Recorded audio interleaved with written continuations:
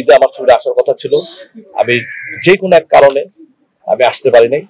আমার sensor uncut sensor হয়েছিল, তার 15 দিন পর আমি সার্টিফিকেট পাইছি। যেখানে আনকাট সেন্সার হওয়ার একদিনের ভিতরে আমি সার্টিফিকেট পাওয়া যাওয়ার কথা, সেখানে 15 দিন আছে। ট্রেলার যেখানে 2 ঘন্টার ভিতরে আমাকে সার্টিফিকেট দেওয়ার কথা, ট্রেলার পাইছি আমি 16 দিন পরে, মানে আমার 1 মাস 1 দিন খেয়ে ফেলছি। হ্যাঁ, কে খেলো আমি নিজেও যাই না, আজও বন্ধ যাই না, খুঁজতেও যাইনি। ঠিক আছে, 29 তারিখে আমি একটা ঈদ, আরেকটা ঈদ আমি বানাবো, যেটা 3 তারিখে ইনশাল্লাহ সারা বাংলাদেশের হলে চলবে। এবং আমি বিশাল পাবলিসিটি করবো আমি সেদিন, মোটরসাইকেল নিয়ে ঢাকা শহর ক্যারিগঞ্জ নিয়ে। আল্লাহ যেন আমাকে শিল্পীরা না বানায়। আমি আল্লাহ লাগে সামনের মাসের 3 তারিখে ইনশাল্লাহ সারা বাংলাদেশ নিয়ে আমি ছবি রিলিজ করবো। আপনারা জানেন যে আমি ঈদে আমার ছবিটা আসার কথা ছিল, আমি যে কোনো এক কারণে আমি আসতে পারি নাই। আমার সেন্সার আনকাট সেন্সার হয়েছিল, তার 15 দিন পর আমি সার্টিফিকেট পাইছি।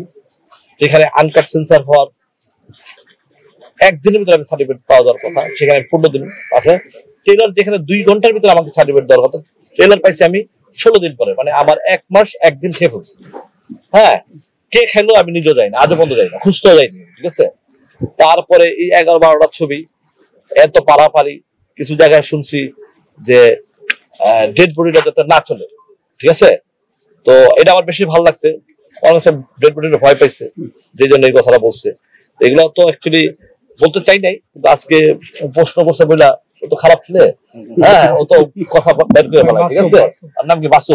নাম বাসু। আচ্ছা, ও তো বের করে ফেলায়, ওর কারণে আজকে বলে দিলাম যে আমার সাথে এই ঘটনা ঘটছে।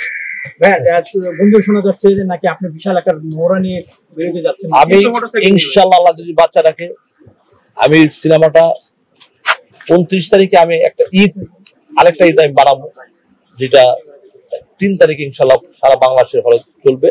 এবং আমি বিশাল পাবলিসিটি করবো আমি সেদিন, মোটরসাইকেল নিয়ে ঢাকা শহর ক্যারিগঞ্জ নিয়ে।